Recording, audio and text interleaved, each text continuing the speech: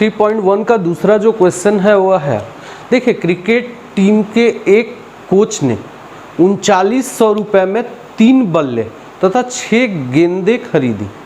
बाद में उसने एक और बल्ला तथा उसी प्रकार की 2 गेंदें 1300 रुपये में खरीदी।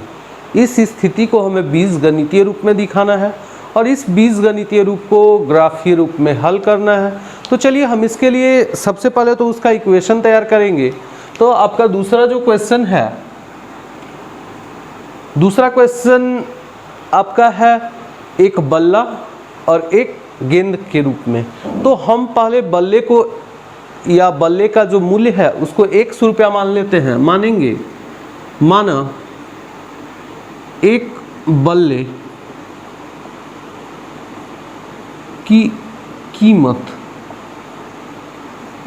बराबर 100 रुपया है। उसी प्रकार जब हम एक गेंद की कीमत मानेंगे तो मानेंगे एक गेंद की कीमत बराबर y रुपया है, y रुपया। देखिए प्रश्नानुसार जब हम बात करेंगे तो इसमें क्वेश्चन में बोला गया है कि 3 बल्ले तथा 6 गेंद। तो बल्ले को हमने x माना है तो हम यहाँ पर लिख सकते हैं कि 3x प्लस 6y, यानी कि 3x मतलब 3 बल्ले और 6y मतलब 6 गेंद। दोनों की कीमत जब हम जोड़ते हैं तो 3900 रुपया आता है। तो पहला इक्वेशन भी मेरा यही बनता है। अब दूसरा जो इक्वेशन है उसे बनाने के लिए वह जो बाद में खरीदता है, बाद में क्या खरीदता है, तो उसने बाद में बल्ला, एक बल्ला और कितनी गेंद, 2 गेंदें और खरीदा था। तो उससे इक्वेशन बनाएंगे। तो एक बल्ला के लिए हम x लेंगे और 2 गेंद के लिए 2y बराबर 1300 रुपया। तो आपका ये जो इक्वेशन है वो बन करके रेडी है। अब हमें ग्राफीय विधि से हल करना है। तो पहले इन दोनों बीजगणितीय जो रूप है, इक्वेशंस है, उस इक्वेशन से हमें टेबल क्रिएट करना है और उस टेबल से हमें 3 वैल्यू को फाइंड करना है। हमारा पहला इक्वेशन है 3x प्लस 6y बराबर 3900। देखिए यहाँ पे अगर हम ध्यान दें तो 3, 6 और 39 तीनों ही 3 से कट रहे हैं। जैसे देखिए 3 से एक बार में, 3 से 2 बार में और 3 से 13 बार में। तो हम अगर ध्यान दें तो इस प्रकार से हम अपने इक्वेशन को थोड़े शॉर्ट कर सकते हैं ताकि हमें बीजगणितीय रूप से ग्राफीय रूप में ढालने में थोड़ी आसानी हो। तो हम इसको कर लेते हैं x प्लस 6y के जगह हो जाएगा आपका 2y इक्वल इतना। देखिए अगर आप ध्यान दीजिएगा तो जो पहला इक्वेशन है सेम उसी प्रकार से आपका जो दूसरा इक्वेशन आया है वह भी सेम है। तो हम अब इसके लिए एक टेबल क्रिएट करेंगे। हम इसके लिए एक टेबल क्रिएट करेंगे। तो टेबल क्रिएट करने के लिए हम फिर से एक्स वाई के रूप में वैल्यूज़ को रखेंगे और दूसरे वैल्यू को निकालेंगे। देखिए x बराबर तो 1300, इधर प्लस में 2y है और जाएगा इधर बराबर के इधर तो हो जाएगा माइनस में 2y। देखिए अब हम क्या करते हैं कि y के जगह पर वैल्यू लेते हैं, थोड़ा बड़ा वैल्यू लेना होगा ताकि आसानी से घट जाए। अब हम यहाँ पे अगर बात करें 200 ले लेते हैं, 200 ले लेते हैं y का वैल्यू, तो हो जाएगा 1300 माइनस 2 गुने 200, तो हो जाएगा 1300 माइनस 400 बराबर 900। तो देखिए x में जो वैल्यू आया वो आया 900। अब अगला में हम 300 वैल्यू ले लेते हैं। तो x बराबर 1300 माइनस 2 इंटू 300, तो 1300 माइनस 2 गुना 300 यानी कि 600। अब 1300 में से 600 जाएगा तो बचेगा 700। तो आपका x का वैल्यू जो है वो 700 आ जाता है। अब यहाँ हम 500 ले लेते हैं। 500 लेने के बाद क्या बचता है, देखिए x बराबर 1300 माइनस 2 गुना 500, तो हो जाता है आपका 1300 माइनस 5 दूना 10 यानी 1000। 1300 माइनस 1000 यानी कि कुल मिलाकर यहाँ 300 बच जाते हैं। तो x का जो वैल्यू है आपका 300 आ जाता है। तो पहला इक्वेशन के हम लोगों ने वैल्यू निकाल लिया। अब हमें इससे ग्राफ क्रिएट करना है। दोनों ही इक्वेशन सेम था तो दोनों का वैल्यू भी सेम आएगा। देखिए x में अगर हम हाईएस्ट वैल्यू की बात करें तो 900 है, ये जो वैल्यू है 900 है, और y में जो है वो 300 है। यानी कि y में ज़्यादा वैल्यू लेने की ज़रूरत हमें नहीं है। हमें वैल्यू किस में लेना है ज़्यादा, वो लेना है x में। तो सबसे पहला काम क्या करते हैं कि अब हम ये जो ग्राफ है उस ग्राफ को x और y के फॉर्म में बांट देते हैं, और इस प्रकार से आपका x अक्ष और a y अक्ष के रूप में बढ़ गया, और ये आपका मूल बिंदु यानी ओरिजिन पॉइंट है। तो देखिए इसमें जब हमें ग्राफ बनाना है तो ग्राफ पे हमको डिनोट करने के लिए पहले तो नंबरिंग करना होगा। 100 में है तो हम इसको लेते हैं 100 से स्टार्ट करते हैं, 200, 300, 400 यानी 400, 500, 600, 700, 800 और ये लास्ट में ले लेता हूँ 900, 900। y में हमें लेना मात्र 300 तक, लेकिन 300 नहीं बल्कि यहाँ 500 तक लेना है, क्योंकि हमने उसका वैल्यू 500 लिया था तो 500 तक। चलिए देखते हैं, 100, 200, 300, 400 और ये लास्ट 500। इस प्रकार से हम लोगों ने वैल्यू तो रख लिया। अब हमें ग्राफ बनाने के लिए वो लाइनिंग डिज़ाइन करना है, तो लाइन कैसे क्रिएट करेंगे। तो देखिए हम किसी और पेन का यूज़ कर लेते हैं। पहले तो पॉइंट डिनोट करना है। x में अगर देखें तो 900, देखिए 900 है, और y में देखें तो 200, तो 900 से हम 200 की ओर बढ़ेंगे। चलिए आपका ये पॉइंट हो गया 900, 200, ये दोनों ही इक्वेशन के लिए हो गया। अब तीसरा जो है यानी कि 300, x में हम रखेंगे 700, 700 y में जाएंगे 300, तो 300 इसके सामने 700। चलिए 700 y में 300। अब फिर हम x में रखेंगे 300 और y में 500। तो ध्यान दीजिए x में 300, y में 500। अब हम इन लाइंस को मिला देते हैं अगर, तो ये लाइन बनकर के क्रिएट है, कंप्लीट है। लेकिन ये जो लाइन है मेरा थोड़ा टेढ़ा हो गया, लेकिन आप लोग स्केल से खींचेंगे वो बिल्कुल परफेक्ट एकदम सीधा एक रेखा बनेगा दोनों ही इक्वेशन के लिए। तो आपका ग्राफ इसी प्रकार इस क्वेश्चन का बनेगा। अब क्वेश्चन नंबर 3 में चलते हैं। जो क्वेश्चन है 2 kg सेव और 1 kg अंगूर का मूल्य किसी दिन 160 रुपया था। एक महीने बाद 4 kg सेव और 2 kg अंगूर का मूल्य 300 हो जाता है। इस स्थिति को बीजगणितीय तथा ज्यामितीय रूप में हमें दर्शाना है। देखिए इसे बनाने के लिए सबसे पहले तो फिर से हमें वही करना होगा, पहले मानना होगा। क्वेश्चन नंबर 3 क्वेश्चन में दिया हुआ है कि 2 kg सेव और 1 kg अंगूर का मूल्य। तो पहले हमको मानना होगा कि माना 1 किलो सेव का मूल्य बराबर 100 रुपया है। तो पहले हम मान लेते हैं, माना 1 किलो सेब का मूल्य बराबर 100 रुपया है, तथा 1 किलो अंगूर का मूल्य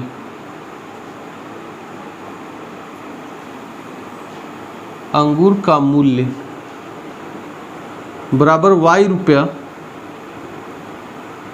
है। देखिए दोस्तों, अब दोनों का मूल्य हम लोगों ने निर्धारित कर लिया, अंगूर का और सेव का 100 और y रुपया। तो अब हम प्रश्न के अनुसार चलेंगे। प्रश्न अगर हम बात करें डायरेक्टली एक प्रश्नानुसार अगर बात करें तो क्या होगा? देखिए पहले तो 2 केजी सेव और 1 केजी अंगूर का मूल्य 160 रुपया होता है। 2 केजी सेव अर्थात 2x प्लस 2 केजी सेव और 1 केजी अंगूर, तो y बराबर 160 रुपया। तो इस प्रकार से पहला अगर हम बात करें तो एक इक्वेशन ए बन करके तैयार हो गया। अब दूसरा बोलता है कि 1 महीने बाद 4 केजी सेव और 2 केजी अंगूर का मूल्य 300 रुपया हो जाता है। तो 1 महीने बाद अगर हम बात करें, 1 महीने बाद, तो 1 महीने बाद जो है वो इसके कीमत में बढ़ोतरी हो जाती है और 1 महीने में 4 केजी सेव और 2 केजी अंगूर, तो 4x प्लस 2y बराबर 300 रुपया हो जाता है। और इस स्थिति को हम इक्वेशन 2 अभी नहीं मानते हैं। देखिए पहले तो हम इसको और भी कट करने का कोशिश करते हैं। 2 से दोनों ही हिस्सों में कटेगा। 2 से 2 बार में 4, 1 बार में और 150, यानी कि 2x प्लस y बराबर 150। अब इक्वेशन 2, चलिए अब हम पहले इक्वेशन का टेबल क्रिएट करते हैं। टेबल तैयार करने के लिए जैसा कि आप लोगों ने पहले के क्लास में पढ़ा है कि कम से कम 3 वैल्यू को रखना है और उन 3 वैल्यू के अलग अलग मान को तैयार करना है हमको। तो ऊपर x ले लेते हैं, नीचे y। अब देखिए इस इक्वेशन को हम सॉल्व करने का अगर कोशिश करें तो y बराबर 160 160 और जो 2x है आपका इधर प्लस में है, आपके बराबर के इधर आएगा तो माइनस में हो जाएगा और ये हो जाएगा 2x। अब हमको यहाँ पर x का वैल्यू रखना है और y का वैल्यू निकाल लेना है। तो x में क्या वैल्यू रखें? देखिए मैंने पहले भी क्लास में बताया कि आप लोग का जो मन हो वो वैल्यू रख सकते हैं, इसमें कोई भी बाउंडेशन नहीं है। तो देखिए सबसे पहला तो इसमें मैं एक वैल्यू लेता हूँ, 30 ले लेता हूँ, 30। अब 160 माइनस 2 इंटू 30, 30, तो हो गया 160 माइनस 60 बराबर 100। तो देखिए y का मान आपका यहाँ 100 आ जाता है। उसी प्रकार आप अगला मान ले लीजिए, तो अगला हम 40 ले लेते हैं। तो y बराबर 160 माइनस 2 इंटू 40, 40, तो 160 माइनस 80। तो देखिए बचा क्या? 80। आपका दूसरा जो y का मान आया वो है 80। अब तीसरा x का जो वैल्यू है उसको हम 50 रख लेते हैं, 50 रख लेते हैं। तो y बराबर 160 माइनस 2 इंटू 50, तो हो जाएगा आपका 160 माइनस 50 दूना 100। 60 में से 100 चला गया तो अब आपका बचा 160 में से 100 चला गया तो कितना बचा? 60। तो आपका अगला जो वैल्यू है y का वो आ जाता है 60। देखिए बहुत ही आसान तरीके से हम लोग ग्राफ के लिए टेबल बना सकते हैं और इसके मान को आसानी से निकाल सकते हैं। चलिए अब हम इक्वेशन 2 के लिए हम टेबल तैयार करते हैं। उस टेबल के लिए वैल्यू को फाइंड करेंगे तो फिर से वही काम करेंगे हम दोबारा। कम से कम 3 वैल्यू हमको फाइंड करना है x y। अब इस इक्वेशन के लिए देखिए इसको मैं इरेज कर देता हूँ। आप लोग पहले इस प्रकार से बनाइएगा फिर दूसरे का निकालिएगा। मैं एक ही बोर्ड पे दोनों का ही बांट करके बना रहा हूँ। चलिए देखिए अब फर्स्ट y बराबर 150। देखिए 2x इधर प्लस में है, अब बराबर के उधर जब जाएगा तो वो हो जाएगा माइनस में। तो 150 माइनस 2x। अब फिर से वैल्यू रखना है, तो चलिए हम एक बार फिर से सेम वैल्यू रखने का कोशिश करते हैं। यहाँ पे हम 30 रख लेते हैं x में, तो क्या होगा 150 माइनस 2 गुना 30, तो हो जाएगा आपका 150 माइनस 60। बचेगा कितना? 150 में से 60 जाएगा तो बचेगा 90। देखिए 0 से 0 गया 0, 15 से 6 गया तो 9, यानी कि y का आपका जो मान आया वो 90 हो गया। इसी प्रकार अगर हम दूसरा वैल्यू निकालें तो इसमें 40 रखें, सेम वही 40 इसमें भी हम रख लेते हैं। तो 40 जब रखेंगे हम तो 150 माइनस 2 गुना x के जगह पे क्या रखेंगे? 40, तो हो जाएगा 150 माइनस 80। अब 150 में से 80 जाएगा तो बच जाएगा आपका 70, यानी कि देखिए 0 से 0 गया 0, 15 से 8 गया तो 7। तो इस प्रकार से आपका दूसरा जो वैल्यू आया वो आया 70। अब तीसरा जो वैल्यू हम निकालने वाले हैं, देखिए तीसरा हम रख लेते हैं 50 x का मान। तो 150 माइनस 2 गुने 50 अर्थात 150 माइनस 100 बराबर 50। तो आपका तीसरा जो वैल्यू हम 50 रखते हैं तो 50 ही आ जाता है। तो इस प्रकार से आपका दोनों ही टेबल बन करके तैयार है। चलिए अब हम ग्राफ बनाते हैं इस तीसरे क्वेश्चन का। ग्राफ देखिए दोस्तों, मैं अभी बोर्ड पर ही बना रहा हूँ, आप लोग अपने देखिए बोर्ड मैंने क्लियर कर दिया है और आपका जो वैल्यू आया है उस वैल्यू को मैंने इस पेज पे लिख लिया है ताकि आप उस वैल्यू से आसानी से ग्राफ बना सकते हैं। चलिए मैं इसमें हाईएस्ट वैल्यू की अगर बात करूँ तो इसमें हाईएस्ट वैल्यू है 100, वो भी y में, और x में हाईएस्ट वैल्यू है 50। तो इसी आधार पे हम लोग अपने ग्राफ को बनाने का कोशिश करेंगे। और सबसे पहले इसमें जो x और y एक्सिस है हमको सिर्फ उसको मानना है, अगर माइनस में नहीं है तो माइनस वाले x axis, x dash axis और y डैश एक्सिस को लेने की ज़रूरत नहीं है। तो चलिए हम इसमें सबसे पहले क्या करते हैं कि देखिए यहाँ x एक्सिस और यहाँ y एक्सिस, दो एक्सिस को हमने ले लिया है। अब इसमें हम नंबरिंग कर लेते हैं। देखिए दोस्तों, आपका ये जो पॉइंट है उसको ओरिजिन पॉइंट अर्थात मूल बिंदु कहते हैं, जहाँ से कि आपका दाहिनी ओर जाने पे प्लस और बाईं ओर जाने पे माइनस में वैल्यू होता है। तो यहाँ पे वैल्यू जो है काफ़ी हद तक लंबा है, तो इसको मैं 10 से लेकर के 10 नहीं 20 से लेकर के चलता हूँ।